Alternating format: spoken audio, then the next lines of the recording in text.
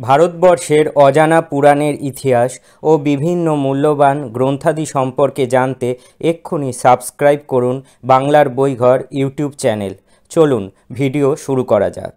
আজ আমরা ভারতবর্ষের বৈদিক সাহিত্যের ইতিহাস সম্পর্কে জেনে নেব। সাহিত্যের বিষয়বস্তু হলো ভাব, ভাষায় তার প্রকাশ। ভাবপূর্ণ ভাষাই সাহিত্য।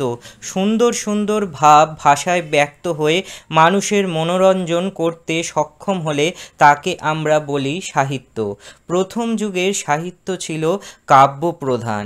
গদ্যের যে একটা শ্রী আছে তা সৃষ্টি করতে অনেক বছর লেগে গেছে। পৃথিবীর সব দেশের আদি সাহিত্য কাব্যরূপেই প্রকাশিত হয়েছিল। লিপি আবিষ্কার হওয়ার পর থেকেই গদ্যরূপ সাহিত্যের প্রকাশ লাভ ঘটতে থাকে। আসুন এবার আমরা প্রাচীন ভারতীয় সাহিত্যের বিষয়ে জেনে নিই। পৃথিবীর যে কয়েকটি দেশ অতি প্রাচীনকালে জ্ঞান বিজ্ঞান সাধনায় অসাধারণ উন্নতি লাভ করেছিল, ভারতবর্ষ তাদের মধ্যে একটি। ভারতবর্ষ দেশটি যেমন প্রাচীন, এর সাহিত্য তেমনই প্রাচীন। ভারতবর্ষের সবচেয়ে প্রাচীন সাহিত্যকে বলা হয় বৈদিক সাহিত্য। এই বৈদিক সাহিত্যের মধ্যে ঋক্, সাম, যজু, অথর্ব এই চারটি বেদ পড়ে। আসুন এবার আমরা বেদ সম্পর্কে জেনে নিই। প্রাচীনকালের বৈদিক ঋষিরা বেদগুলি রচনা করেছিলেন। ভারতীয় পণ্ডিতদের মতে যীশুখ্রিস্টের জন্মের 2500 বছর আগে এগুলি রচিত হয়েছিল। দীর্ঘকাল পর্যন্ত বেদের কোনো লেখ্য রূপ ছিল না। প্রাচীন ঋষিরা শ্লোকগুলি বলতেন, অন্যেরা সেগুলি মুখস্থ করে রাখত। এইভাবে বহুকাল এগুলি মুখে মুখে চলে এসেছিল।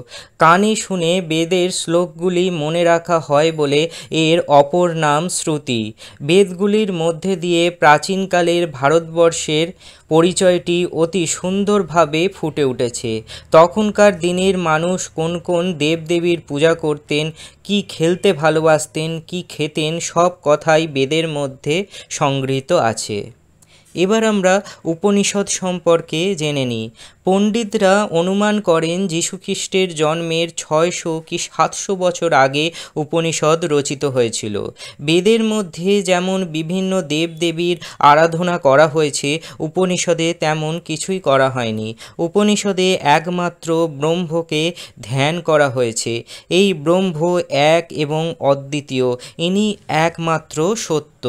উপনিষদকে নানা ভাগে ভাগ করা যায়। এদের মধ্যে কয়েকটি প্রধান ভাগের নাম শুনে নিন। ঈশোপনিষদ, কেন উপনিষদ, কঠ উপনিষদ, প্রশ্নোপনিষদ, মুণ্ডক উপনিষদ, মান্ডুক্য উপনিষদ, তৈত্তিরীয় উপনিষদ, ঐত্তরেয় উপনিষদ, ছান্দোগ্য উপনিষদ, বৃহদারণ্যক উপনিষদ, কৈশিতকী উপনিষদ এবং শ্বেতাশ্বতর উপনিষদ। এছাড়াও আরও অনেক উপনিষদের উল্লেখ ভারতবর্ষের ইতিহাসে পাওয়া যায়। এবার আমরা পুরাণ ও উপপুরাণ সম্পর্কে কিছু কথা জেনে নিই। বেদ আর উপনিষদ ছাড়াও আর এক রকমের সাহিত্য সংস্কৃত ভাষায় সৃষ্টি হয়েছিল, তাকে বলা হয় পৌরাণিক সাহিত্য। 18খানি পুরাণ ও 18খানি উপপুরাণ নিয়ে এই বিশাল পৌরাণিক সাহিত্য রচিত হয়েছিল। এই পুরাণগুলির অধিকাংশই প্রথম শতাব্দী থেকে পঞ্চদশ শতাব্দীর মধ্যে রচিত হয়েছে।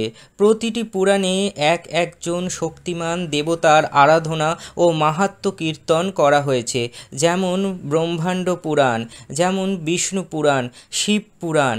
এই ধরনের মোট 18টি উপপুরাণ ও পুরাণের উল্লেখ পাওয়া যায় ভারতীয় পুরাণ সাহিত্যে।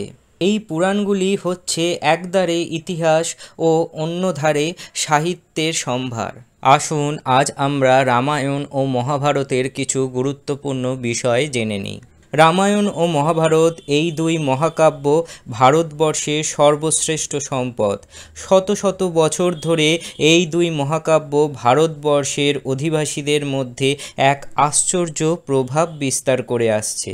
রামায়ণ আদিকবি মহামুনি বাল্মীকি সংস্কৃত ভাষায় রামায়ণ মহাকাব্য রচনা করেন। পণ্ডিতরা বলেন যে যীশুখ্রিস্টের জন্মের প্রায় 400 বছর আগে রামায়ণ রচিত হয়েছে। রামায়ণের মধ্যে আছে 7টি কাণ্ড। প্রায় 24,000 শ্লোকে এই মহাকাব্যটি রচিত হয়। তখনকার দিনে আর্যদের সঙ্গে অনার্যদের বিবাদ লেগেই থাকত।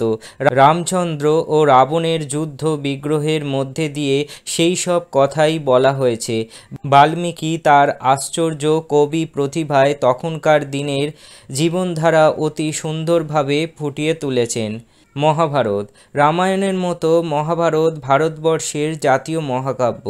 এটি আকৃতিতে রামায়ণের চেয়ে বিশাল।